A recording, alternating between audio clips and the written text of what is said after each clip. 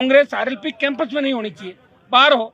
हमारे अंदर देखोगे कि गहलोत सरकार किस तरह अपना फैसला बदलती है। ये हम चेतावनी कॉलेज का चुनाव आ रहे हैं तो कहीं न कहीं इस बहाने ये चुनाव बंद कराते हैं। उनके मन के अंदर ये होती है ना, मैं देख नहीं बन पाया था उस दिन। रोक लगाने का कारण ये है कि पिछले चुनाव में तीसरा मोर्चा राजस्थान में प्रमुख विश्वविद्यालयों में और कॉलेजों में चुनाव जीत के आगे आया और कांग्रेस और बीजेपी की किरकिरी हुई।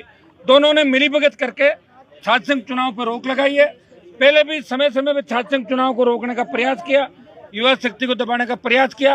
राष्ट्रीय लोकतांत्रिक पार्टी शुरू से छात्र संघों की स्वायत्ता के पक्ष में, और आज मैं आमरण अनशन समाप्त करा के आरएलपी पार्टी पूरी तरीके से छात्र संघ चुनाव कराने का जो आंदोलन चल रहा है, इसमें हमारी पूरी पार्टी आज से सड़कों पे मिलेगी।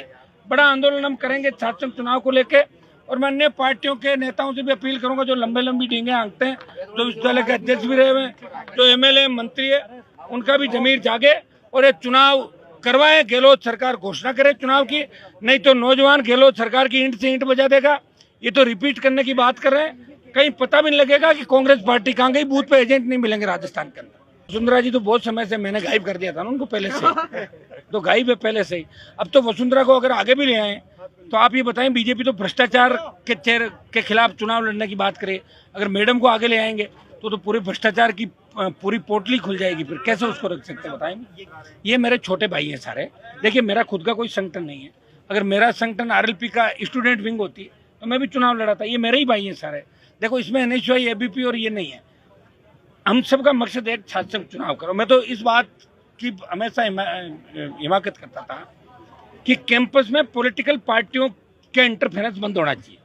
बीजेपी, कांग्रेस, आरएलपी कैंपस में नहीं होनी चाहिए, बाहर हो। हमारे बच्चे हैं, जीतने के बाद ये छात्र संघों के लिए अच्छे काम कैसे कर सके, कैसे डेवलपमेंट कर सके, कैसे सांस्कृतिक आयोजन कर सके, कैसे समरसता का भाव नौजवानों को आगे लेके चलें, कैंपस की समस्याओं का कैसे समाधान करें। आज दुर्भाग्य देखिए, लिंगदो कमेटी की रिपोर्ट के बाद यह हालत हो गई कि फरवरी में तो छात्र संघ अध्यक्ष का कार्यालय बंद कर दिया जाता है, मार्च के बाद उसको आने नहीं दिया जाता कैंपस के अंदर, कॉलेज में प्रिंसिपल सस्पेंड कर देता छात्र संघ अध्यक्ष। मजाक है कोई? चुनी हुई लोकतांत्रिक व्यवस्था के अंदर ये गुंडागर्दी है। मैं तो इतना ही कह सकता हूँ मीडिया के माध्यम से कि अगर आरएलपी सत्ता के अंदर आई तो लिंगदो कमेटी जो है, इसकी सिफारिशों को हम नहीं मानेंगे। नए सिरे से हम चुनाव कराएंगे पूर्व की भांति।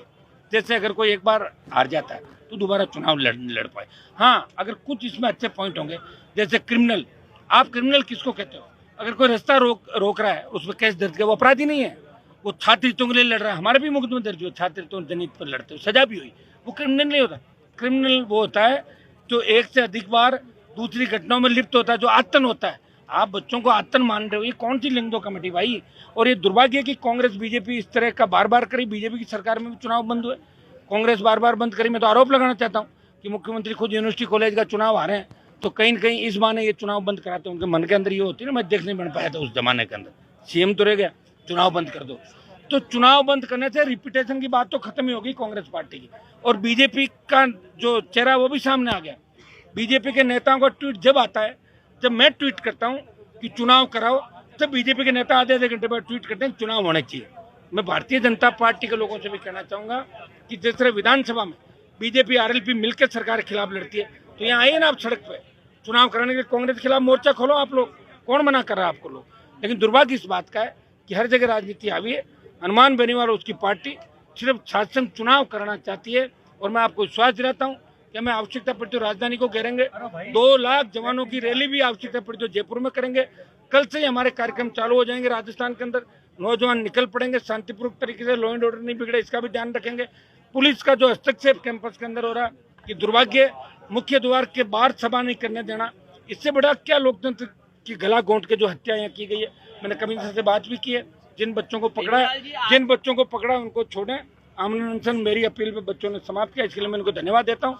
एक इनका डेलीगेशन सरकार से बात करने के लिए अभी 10-15-20 मिनट बाद 4:30 बजे वहाँ कमिश्नर बात करें, वहाँ डेलीगेशन इनका। तो हम तो आज ही चालू होगा ना, दिन क्या है, घेर लेंगे राजधानी को और कह देंगे सचिवालय में घुसना, तो घुस जाएंगे, कोई रोक ही नहीं पाएगा हम लोगों को। एबीवीपी एनएसयूआई से निराश जो छात्र हैं उनको, छात्र तो सारे मेरे साथ ही हैं। ऐसा कि छात्र जो भी है, चाहे एबीपी के अंदर बैठा है, उसके मम्मी पापा चाहे बीजेपी को वोट दे रहे हैं, वो ये कहेगा मैं तो आरएलपी को वोट डालूंगा।